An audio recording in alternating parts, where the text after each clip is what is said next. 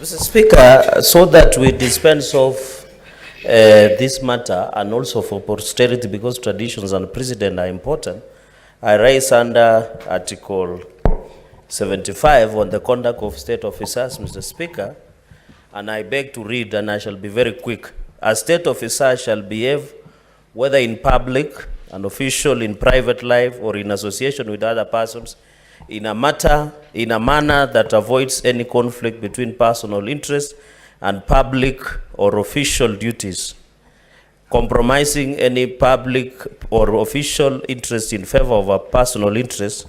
So, Speaker, I invite you also to look at our standing orders, just in quick succession of standing order number 252 on attendance before the National Assembly and reverse. So, Speaker, Mheshimiwa Silvanus Osoro is a member of Parliament of South Mugirango, where the Deputy Governor is facing impeachment allegations. Number two is the Majority Chief Whip in the National Assembly, Mr. Speaker.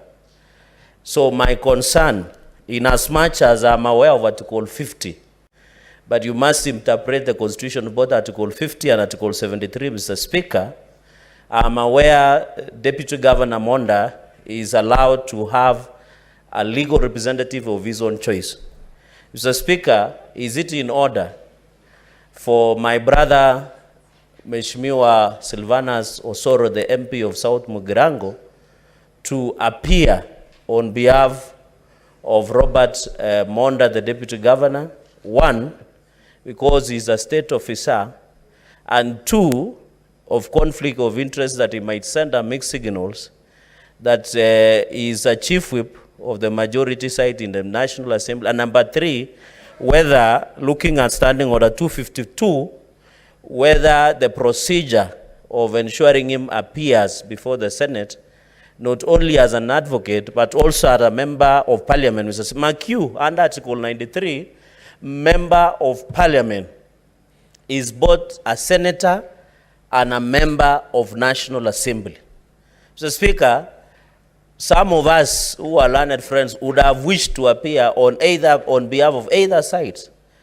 If we allow Honorable Osoro to appear, it means as a member of Parliament, as defined under Article 93 of the Constitution, we can also appear on behalf of either sides that are bringing impeachment motions, Mr. Speaker. And number two, and finally, it is in the public domain, and this will be my conclusion, that the governor of Kisii, Mheshimiwa Simba Arati, and Honorable Silvanus Osoro have had a public altercation. Mr. Speaker, I beg that we should not use Senate as a playground of local politics of what is happening in Kisii, Mr. Speaker.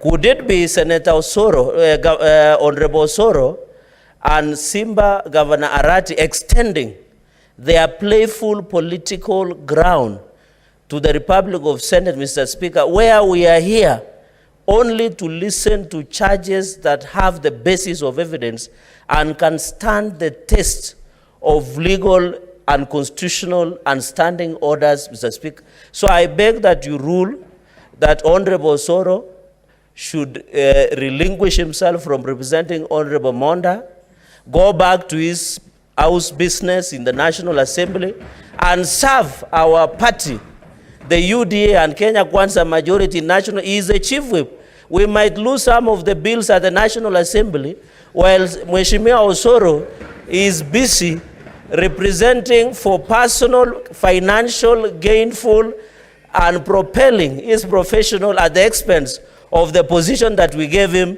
in the National Assembly, Mr. Speaker. So I beg your ruling, and Senator Osoro should go back to serve the people of South Mugirango and members of National Assembly, Mr. Speaker, and allow this House to proceed. And I know Senior Counsel Katwa Kigen and the other retinue of colleague Learned can do their job well, Mr. Speaker. So I request that on PO, let Mheshimiwa Osoro. There is no problem. They can still continue fighting with Governor Arati in funerals in Kisii, but not in this House. I submit, Mr. Speaker, sir.